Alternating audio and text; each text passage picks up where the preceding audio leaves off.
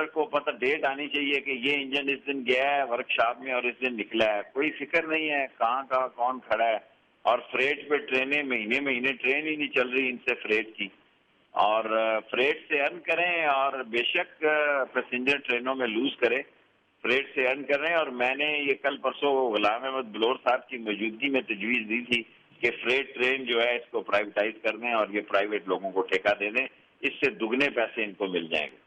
हर 2 रोज़ बाद 10 रोज़ बाद रेलवे हुकाम की जानिब से प्रेस कॉन्फ्रेंस होती है, मीडिया टॉक होती है, उसमें ये कहा जाता है कि खसारा है, ये बंद कर रहे हैं, ये बंद कर रहे हैं। ये तो ऐसा लग रहा है जैसे पूरी रेल ही बंद हो जाएगी।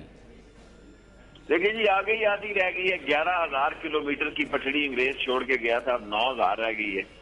और ये हम मोटरवेज की तरफ हमारा ध्यान है, गरीब की सवारी पर ध्यान नहीं है। और पैसे मांग रहे हैं। सिर्फ पैसों से नहीं बात होती, कारकर्दगी भी दिखानी चाहिए, कारकर्दगी दिखानी चाहिए। और ये फैसला हुकूमत करे जल्द अज जल्द के चाइनीज इंजन जो हैं वो आगे ही डोंगफोंग कंपनी के नाकाम रहे हैं। वो बेहतर फैसला तो हुकूमत ने करना है कि क्या करना है। अच्छा शाह साहब, ये जो रेलवे लाइन के आसपास बड़ी ज़मीनें हैं जो कि लोगों ने कब्ज़ा की हुई हैं, अपने घरों में शामिल किया हुआ है उन ज़मीनों को, अब उस पर बागात बनाए हुए हैं, कितनी ज़रूरत है इस बात को कि वो फौरी तौर पर पाकिस्तान रेलवे उसको वागुजार करवाए? और उससे भी ज़ाहिर है कि अगर उसको भी बाकायदा तरीके के साथ बेच दिया जाए तो उससे भी काफ़ी रेवेन्यू इकट्ठा हो सकता है। इंडिया की तरह करनी चाहिए जी, गिरा देने चाहिए ये कब्जे। पहले तो कराची के जो मेन कीमती अरबों रुपए के प्लाट हैं उस पर जरा नजर रखें, वो निकल रहे हैं इनके हाथ से। और लोगों ने माफिया जो है इस वक्त कब्जा ग्रुप कराची में बहुत एक्टिव है। जल्द अज जल्द औने पौने दामों में भी अगर इन प्लाटों को भेज दें कराची वालों को तो सारा रेलवे का खसारा निकल जाएगा।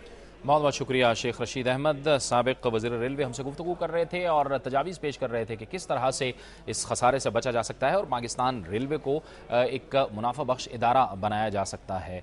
दूसरी तरफ आज़ाद कश्मीर हुकूमत का कज़िया मुसलसल जारी है। हर 4 से 6 महीने के बाद एक नई तहरीक आ जाती है, तहरीक अदम एतमाद आ जाती है और वो तहरीक अदम एतमाद पास हो जाती है और उसके बाद वज़ीर आज़म बदल जाता है। शायद ही कोई ऐसी कानून साज असम्बली होगी जिसमें 4 साल के दौरान तकरीबन 4 ही वज़ीर आज़म बदले हों। एक बार फिर तहरीक अदम एतमाद पेश होने वाली थी आज़ाद कश्मीर के वज़ीर आज़म राजा फ़ारूक हैदर ख़ान के ख़िलाफ़ कि उन्होंने आज मुस्ताफ़ी होने का ऐलान कर दिया है। कज़िया है क्या, मसाइल है क्या आज़ाद कश्मीर हुकूमत के, इस पर हम बात करेंगे और इसके लिए मैं ज्वाइन किया है मुज़फ़्फ़राबाद में दुनिया न्यूज़ के ब्यूरो चीफ असलम मीर ने। असलम, मुस्ताफ़ी हो गए, अब असल में कज़िया है क्या? हर 6 से 7 महीने बाद 8 महीने बाद ये वाक़या हो जाता है और नया वज़ीर आज़म आ जाता है। ये इस्तेहकाम हुकूमत में आ क्यों नहीं रहा वहाँ पर?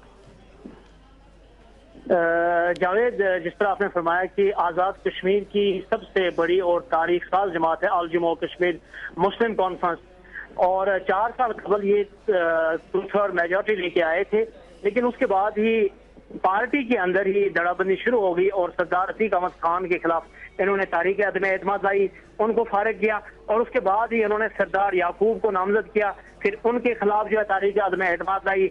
अब चूंकि राजा फारूक हैदर खान तीसरे वजीर आजम थे तो गुज़श्ता दिनों यहाँ पे मुज़फ़्फ़राबाद में फ्रेंड्स ग्रुप यानी कि जो मुस्लिम कॉन्फ्रेंस का ही एक दड्डा है, उन्होंने इनके खिलाफ तारीख अदम एतमाद पेश की। तारीख अदम एतमाद पेश करने के बाद राजा फारूक हैदर ने आज यानी कि कल जो इजलास होना था उससे पहले ही इस्तीफा दे दिया है। अब इस इस्तीफे का फायदा उनको ये होगा कि अभी वो 13 दिन मजीद कायम-मक़ाम वज़ीर आज़म के तौर पे काम करेंगे, यानी कि जो आज़ाद कश्मीर आईन के मुताबिक वो इसका हक रखते हैं।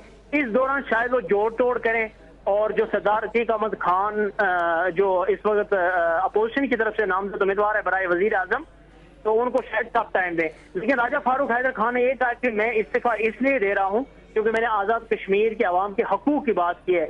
लेकिन इस वक्त अगर आप आज़ाद कश्मीर असम्बली में 49 अरकान के जो नंबर गेम है उसमें राजा फारूक हैदर खान ने जब देखा कि मैं पीछे हूँ तो उन्होंने इसी में आफियत समझी और इस्तीफा दिया है। जी जावेद। अच्छा असलम, ये बताइए कि मरकज की जानिब से किसका किरदार होता है, क्योंकि हम देख रहे हैं कि कुछ अक्टूबर में फारूक हैदर आए, उससे पहले फिर तहरीक एतमाद पेश हुई, अब फिर तहरीक एतमाद पेश हुई और उससे पहले ही मुस्ताफ़ी हो गए। मरकज से कौन इन मामलात में जाहिर है इनको इंस्टिगेट करता है या किसका रोल होता है, क्या कहा जा रहा है इस बारे में?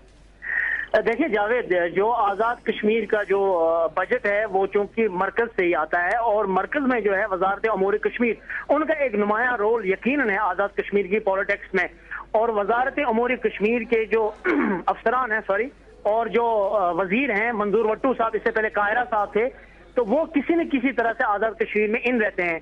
और इस वक्त यकीनन उनका हाथ गो कि इस अदम एतमाद की तारीख में होगा, क्योंकि जो सरदार याकूब की हुकूमत थी वो कोलिशन हुकूमत थी, उसमें पीपल्स पार्टी के लोग भी थे, तो उन्होंने गो कि इस वक्त राजा फारूक हैदर खान के खिलाफ जो तहरीक अदम एतमाद लाई है, दरपर्दा गो कि अगर उनका हाथ होगा, लेकिन वाजिया नहीं हो रहा है कि वो इसके पीछे हैं, क्योंकि सरदार सी के पास जो हैं वो नंबर पूरे हैं। बहुत बहुत शुक्रिया असलम मीर। मुजफ्फराबाद में दुनिया न्यूज़ के ब्यूरो चीफ हमें तफसील से बता रहे थे कि आज़ाद कश्मीर हुकूमत का कज़िया है का। ये था आज का प्रोग्राम। इंशाल्लाह कल प्रोग्राम न्यूज़ वॉच में आपसे दोबारा मुलाकात होगी। जावेद इकबाल को इजाज़त दीजिए। अल्लाह हाफिज़।